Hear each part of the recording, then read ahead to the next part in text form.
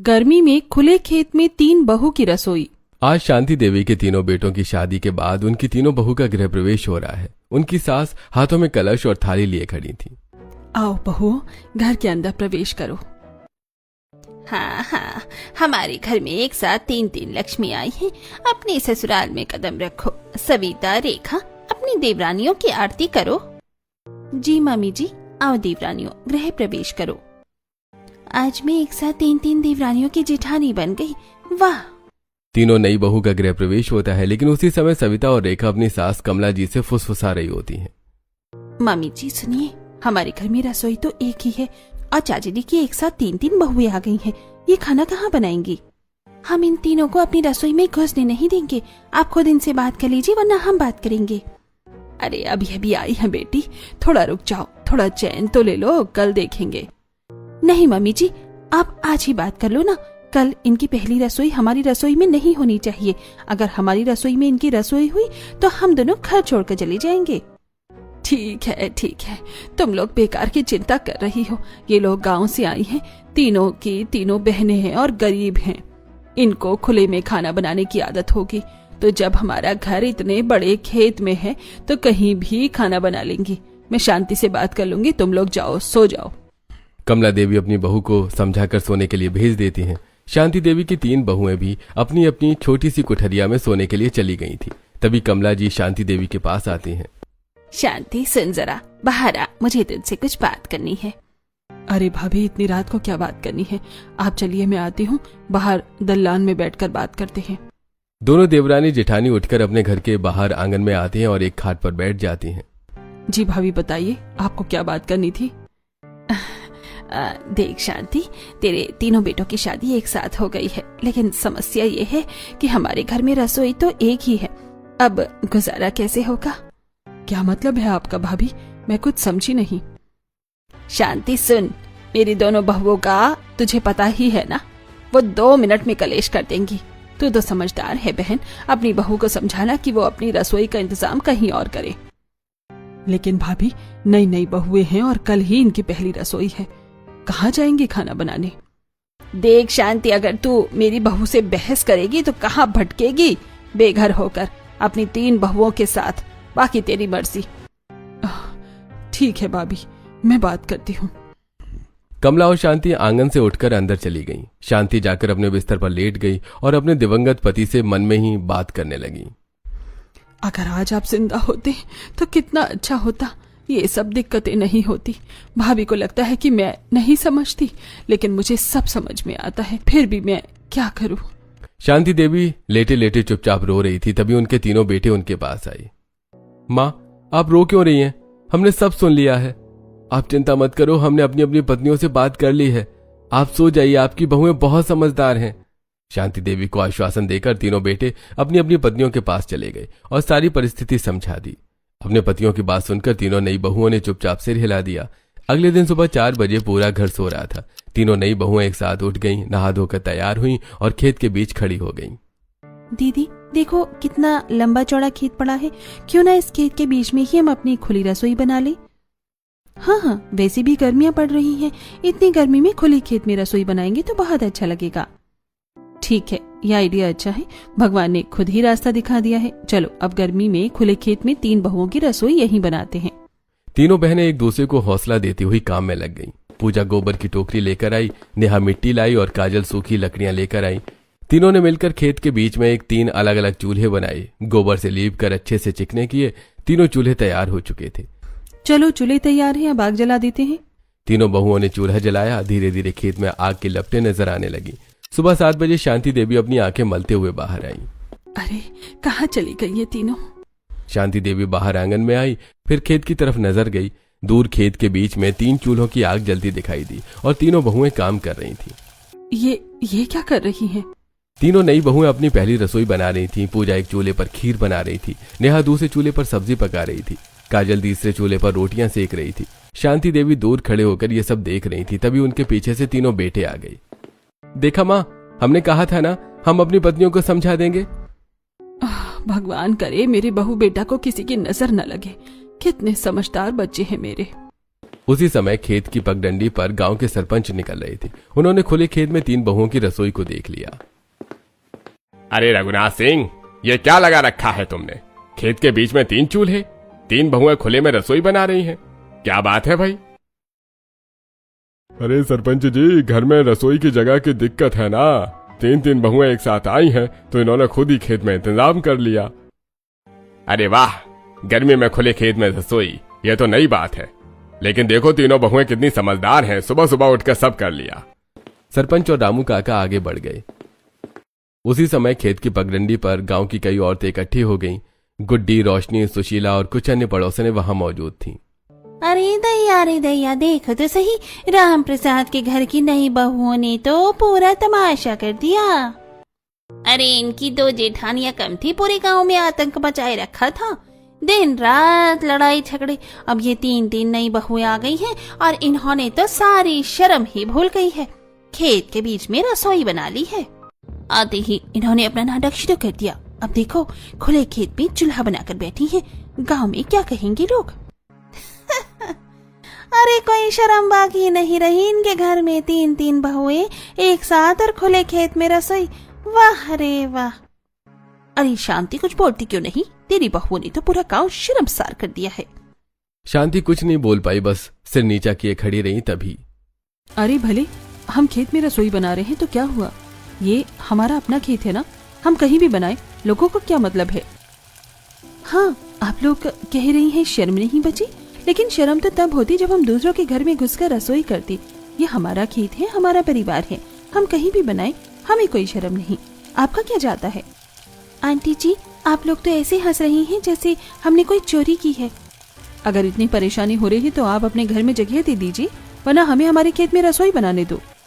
तीनों बहुओं के जवाब सुनकर पड़ोस की औरतें अपना मुंह लेकर वापस चली जाती हैं। उसके बाद तीनों बहू अपनी सास के पास आती हैं। मामी जी, आप चिंता मत करो, एक दिन हमारे सारे दुखों का अंत होगा।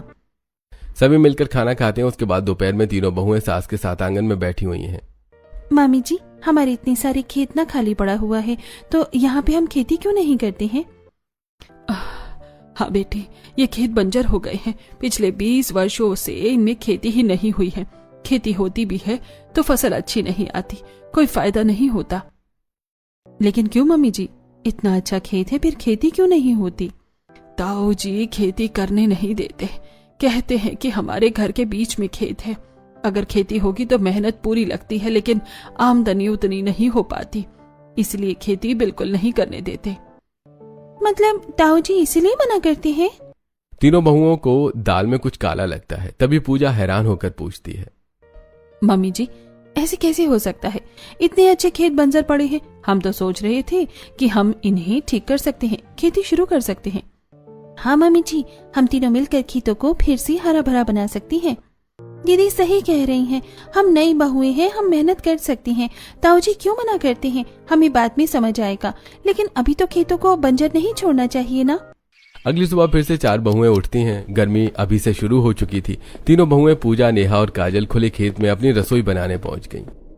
आज फिर से शुरू करते हैं, गर्मी बहुत तेज है, जल्दी जल्दी काम निपटाना पड़ेगा। दीदी हवा चल रही है, आग बार बार बुझी जा रही है, धुआं भी बहुत हो रहा है। दीदी सूरज निकलते ही इतनी गर्मी हो रही है, रोटी सेकते समय आंखों में धुआं जा रहा है, और देखो चूल्हे के आसपास की मिट्टी गर्म हो गई है, पैर चल रहे हैं। खुले खेत में रसोई बनाने की दिक्कतें साफ दिख रही थी। तेज हवा के कारण धुआं चारों तरफ फैल रहा था। पूजा खीर चढ़ा रही थी, लेकिन हवा से चूल्हे की आग बार बार बिखर रही थी। नेहा सब्जी में नमक डाल रही थी तो धूल उड़कर उसमें गिर गई। काजल रोटियां सेक रही थी तो उसके माथे पर पसीने की बूंदें टपक रही थी और पैरों के नीचे गर्म मिट्टी से जलन हो रही थी। हमारा खेत दूर दूर तक बंजर पड़ा हुआ है। अगर इस खेत में थोड़ी हरियाली होती, यहाँ पर घास भी उगी हुई होती, तो हमें इतनी मुसीबत नहीं होती। हाँ दीदी, पेड़ पौधे की हरियाली और खेती की ठंडक से हमें इतनी गर्मी नहीं झेलनी पड़ती। तो क्यों ना हम लोग इस जमीन को ठीक करने का कोई उपाय ढूंढने से भगवान भी मिल जाते हैं, फिर हम अपनी बंजर जमीन को हरा भरा क्यों नहीं कर सकते? थोड़ी देर पहले तक मैं भी यही सोच रही थी। चलो हम बूंद बूंद से घड़ा भरने की कोशिश करते हैं। थोड़ी थोड़ी कोशिश करेंगे तो हो सकता है हमारी कोशिश रंग लाए और हमारी जमीन हरी भरी हो जाए। खुले खेत में 3 बहुओं की रसोई में अब खाने के साथ साथ बंजर जमीन को हरा भरा बनाने का विचार भी हो रहा था। सुनो, खेतों को ठीक करने के लिए कुछ घरेलू उपाय हैं। चूल्हे की राख होती है ना, वो बहुत अच्छी खाद बनती है। नीम की पत्तियां, नीम की खली, हल्दी, ये सब मिलाकर हम मिट्टी सुधार सकते हैं। हाँ दीदी, हम चुपचाप रोज चूल्हे की राख खेत में डाल दिया करेंगे। नीम की पत्तियां तोड़ कर लाएंगे, उनका पाउडर बनाकर छिड़केंगे, हल्दी भी डालेंगे, थोड़ी थोड़ी जुताई भी खुद कर लेंगे। दीदी, अपनी सब्जी और फलों के छिलके और गोबर की खाद भी डालेंगे, उससे भी खेत में चारों तरफ डाल देंगे। शुरू में धनिया बो देंगे, फिर देखेंगे क्या होता है। हाँ, सब चुपचाप करेंगे। किसी को कानो कान खबर नहीं होनी चाहिए कि हम बंजर जमीन को हरा भरा बनाने की कोशिश कर रहे हैं। दीदी, अगर हम थोड़ी मेहनत करें तो ये बंजर खेत फिर से हरा भरा हो सकता है और हमें भी खुले में रसोई बनाने में थोड़ी राहत मिलेगी। तीनों बहुएं खाना बनाते बनाते अपने बंजर खेत को हरा भरा बनाने का प्लान बनाने लगी। शाम को खाना बनाते समय पूजा टमाटर काट रही थी।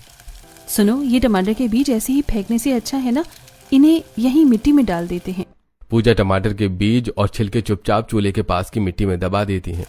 देखो, कोई देखे ना, चुपचाप डाल दो। ये धनिया भी डाल देते हैं। नेहा धनिया और डंठल मिट्टी में दबा देती है। और ये मेथी भी डाल देते हैं। तीनों बहुएं खाना बनाते बनाते अलग अलग जगहों पर बीज डालने लगती हैं। कोई चूल्हे के पीछे, कोई क्यारी के किनारे, कोई पानी गिराने वाली जगह पर। थोड़ा थोड़ा करके डालेंगे तो शायद कुछ उग ही जाए। हाँ, बूंद बूंद से खड़ा पड़ता है। इसी बीच चूल्हे की आग तेज हो जाती है और धुआं चारों तरफ फैल जाता है। उफ, ये धुआं तो जान ले लेगा। और ये गर्मी लग रहा है, सूरज सर पर आ गया है। शाम का समय था, गर्म हवा चल रही थी, सूरज ढल रहा था, लेकिन गर्मी अभी भी कम नहीं हुई थी। तीनों बहुएं फिर से खुले खेत में चूल्हा जलाकर खाना बना रही थी। दीदी, हवा से आग बार बार बुझ रही है। हाँ, और धूल भी खाने में जा रही है। कोई बात नहीं, आज भी बना लेंगे। थोड़ी देर बाद खाना तैयार हो जाता है। तीनों बहुएं अपने पतियों को बुलाती हैं। आज तो यहीं खाना खाएंगे। हाँ भाई, खेत की रसोई, खेत का खाना, मजा आएगा। सभी खेत में जमीन पर बैठकर खाना खाने लगते हैं। हवा चल रही थी, धूल उड़ रही थी, लेकिन सब एक साथ थे।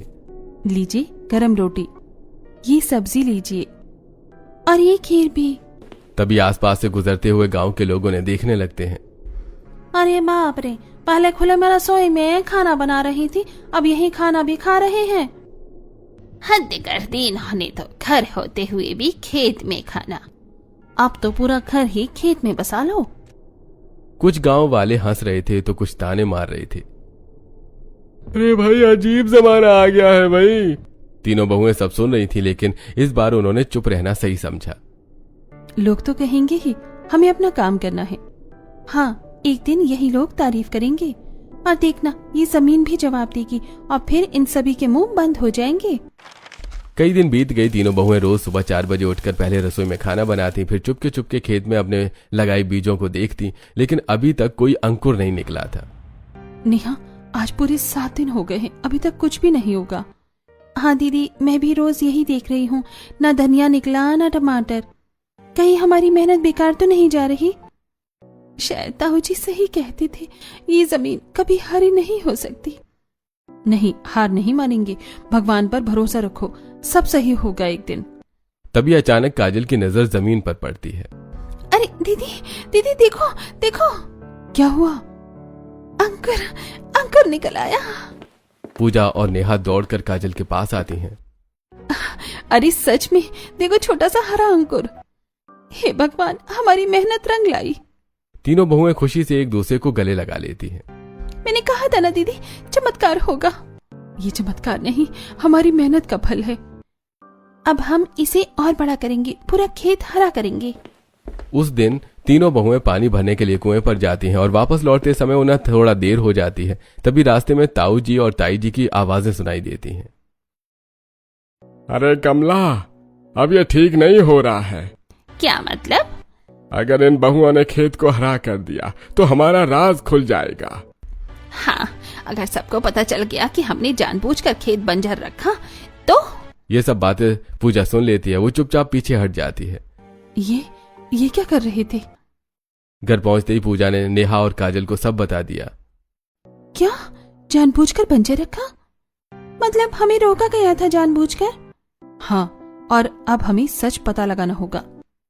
तीनों बहुएं सच का पता लगाने की ठान लेती हैं। वहीं दूसरी तरफ ताऊ जी और ताई जी की बातें अभी भी चल रही थीं। हमें बताना चाहिए अपने बेटों को। नहीं, अभी नहीं, पहले हम खुद पता लगाएंगे कि ये बहुएं कर क्या रही हैं। हाँ, सही कह रही हो, कुछ ना कुछ तो गड़बड़ है। कल से हम इन पर नजर रखेंगे चुपचाप। अगले ही दिन से ताऊ जी और ताई जी चुप चुप कर तीनों बहुओं को देखने लगे। खेत के कोने में खड़े होकर पेड़ के पीछे छिपकर हर हरकत पर नजर रखी जाने लगी।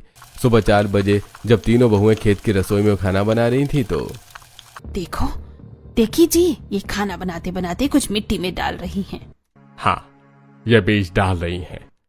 मतलब ये सच में खेत को हरा करने की कोशिश कर रही हैं। दोनों के चेहरे पर डर साफ दिखने लगा। अगर ये फसल हो गई तो हमारा सारा राज खुल जाएगा। नहीं होने देंगे, हमें इनका काम खराब करना पड़ेगा। उसी दिन से ताई जी ने चुपचाप बहुओं के काम में बाधा डालना शुरू कर दिया। रात के समय जब सब सो रहे थे, ताई जी चुपचाप खेत में पहुंची। देखती हूँ कैसे उगते हैं ये बीज।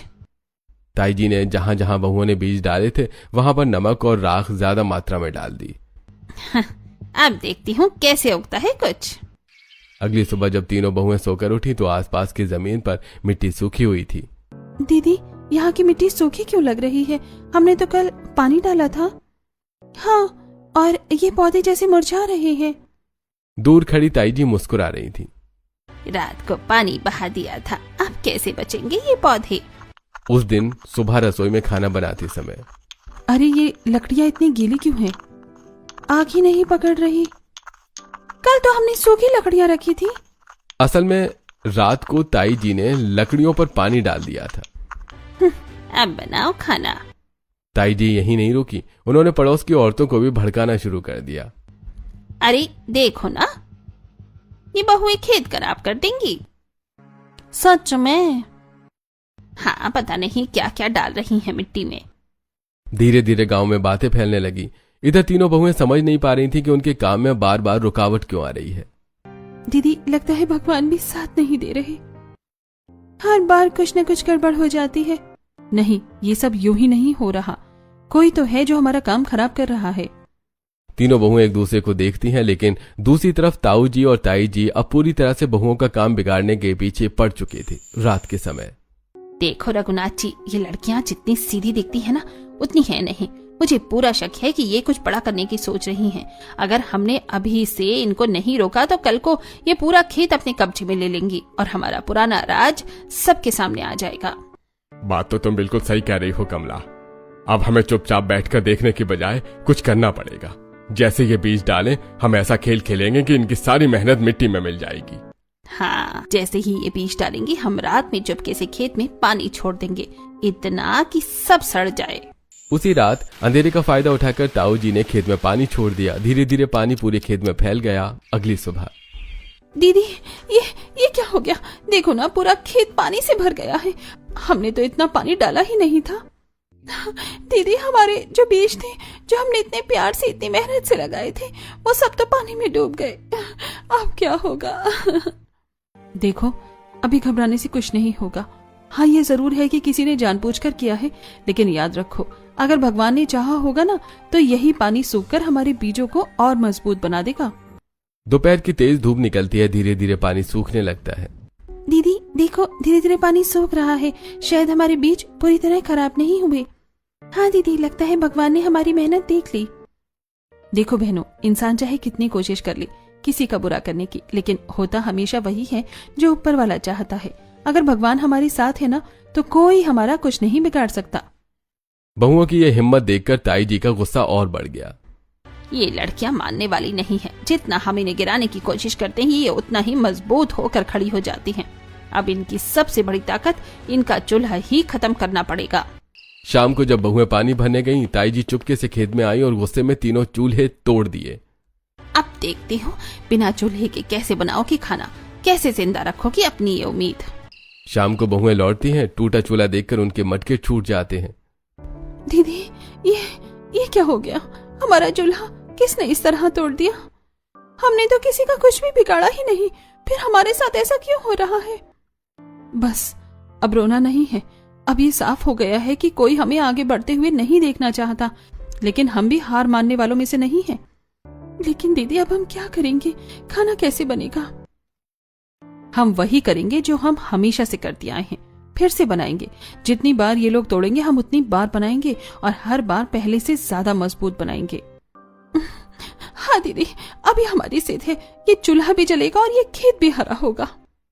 बहू फिर से चूल्हा बनाकर फिर से खाना बनाने की तैयारी करती है। उसी दिन शांति देवी चुपचाप बैठी थी, उनके चेहरे पर चिंता साफ दिख रही थी। कल मेरी एकादशी है, मैं पूरे विधि विधान से पूजा करती हूँ, लेकिन इस बार घर में हालात कुछ ऐसे हैं कि समझ ही नहीं आ रहा कैसे होगा। कहीं मेरी पूजा अधूरी न रह जाए। तीनों बहुएं उनकी बात सुन लेती हैं और तुरंत उनके पास आ जाती हैं। मम्मी जी, आप इतनी चिंता क्यों कर रही हैं? जब आपकी 3 बहुएं आपके साथ खड़ी हैं तो आपकी पूजा अधूरी कैसे रह सकती है? आप बस हमें आशीर्वाद दीजिए, बाकी सब तैयारियां हम कर लेंगे, चाहे जैसे भी हालात हो। आपकी एकादशी पूरी विधि विधान से ही होगी। मम्मी जी, हम खेत से फूल लाएंगे, अपने हाथों से सजावट करेंगे और देखना आपकी पूजा पहले से भी ज्यादा अच्छी होगी। बेटियों, तुम लोगों के पास खुद कुछ नहीं है, फिर भी तुम मेरी खुशी के लिए इतना सोच रही हो। सच में भगवान ने मुझे बहुत बड़ी दौलत दी है तुम लोगों के रूप में। मम्मी जी, ये सब हमारा नहीं है, ये तो भगवान का दिया हुआ है, और जब नीयत साफ होती है ना तो भगवान खुद रास्ते बना देता है। दूर खड़ी ताई जी ये सब देख रही थी। उनके चेहरे पर जलन और गुस्सा दोनों साफ दिखाई दे रहे थे। अब तो कुछ बड़ा करना ही पड़ेगा, नहीं तो ये लड़कियां हमें कहीं का नहीं छोड़ेंगी। एकादशी का दिन आ चुका था। शांति देवी चिंतित बैठी थी। बेटियों, तुम कह तो रही हो कि तुम सब संभाल लोगी, लेकिन कैसे करोगी?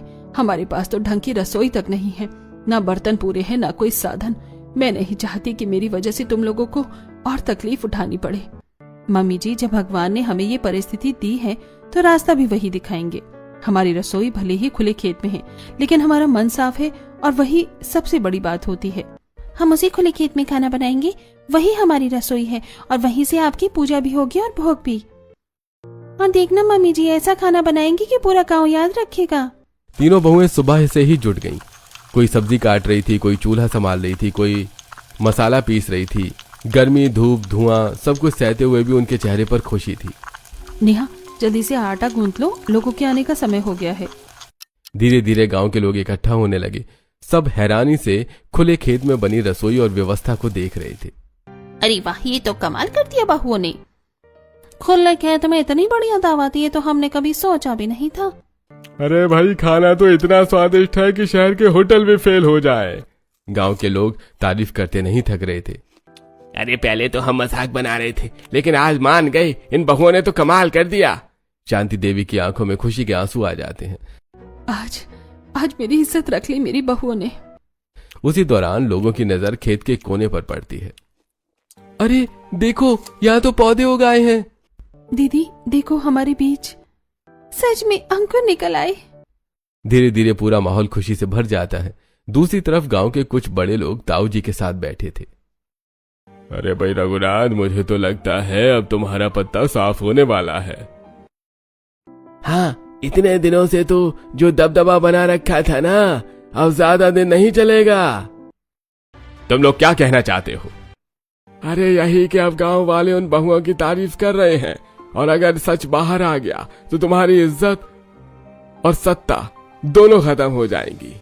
ताऊ जी के चेहरे पर डर साफ नजर आने लगता है। उसी रात ताऊ जी और ताई जी कमरे में बैठे साजिश रच रहे थे। अब एक ही रास्ता बचा है।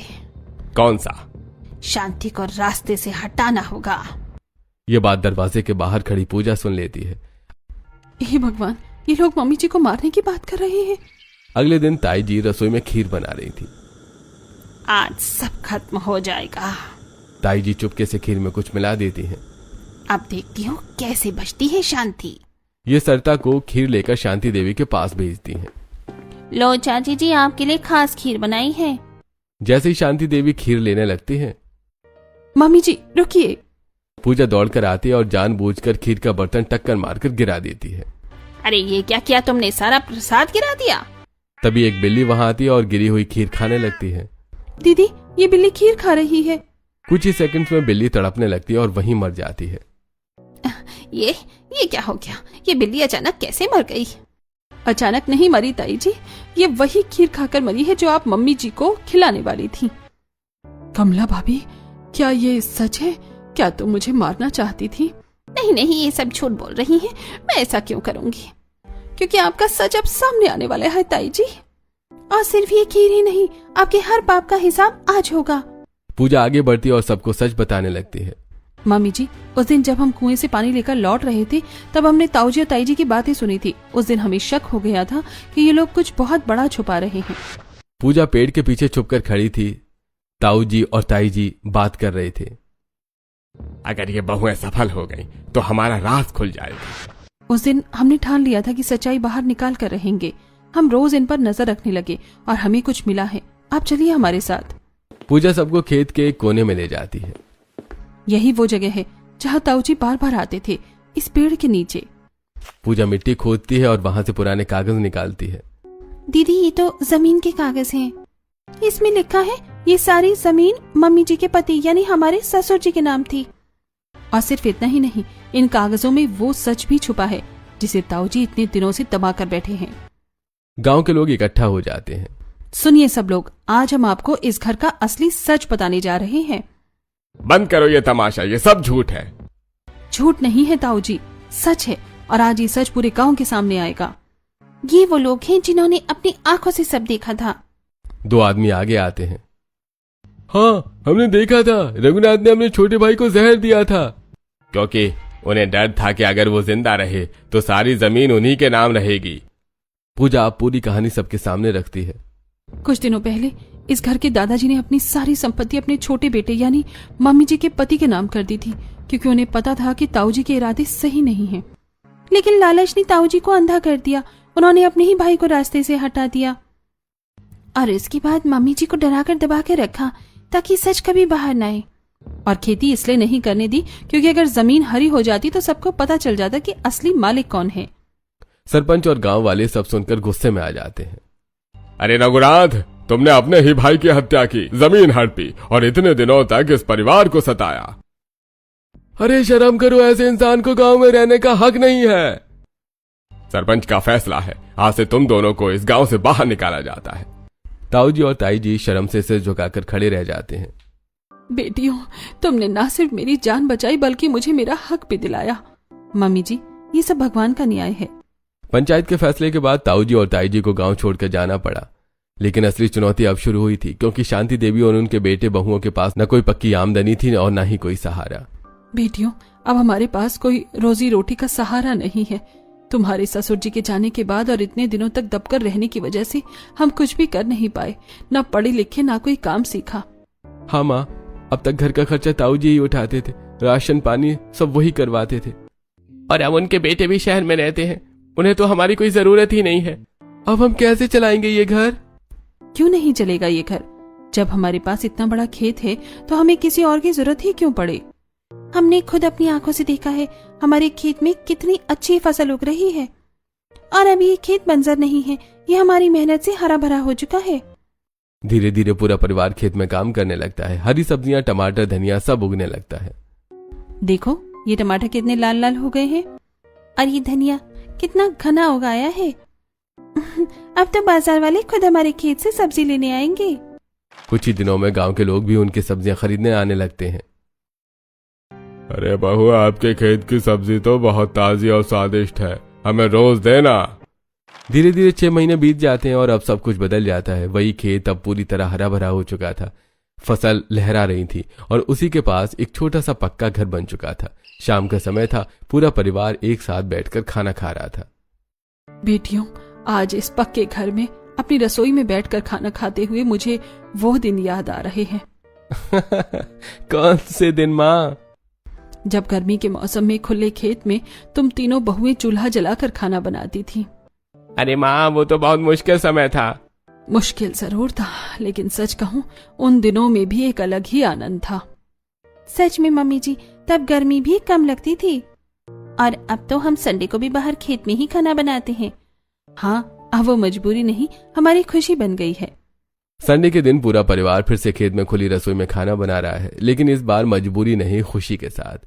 तो अगर आप इन तीनों बहुओं की जगह होते तो आप क्या करते? कमेंट करके हमें बताइएगा।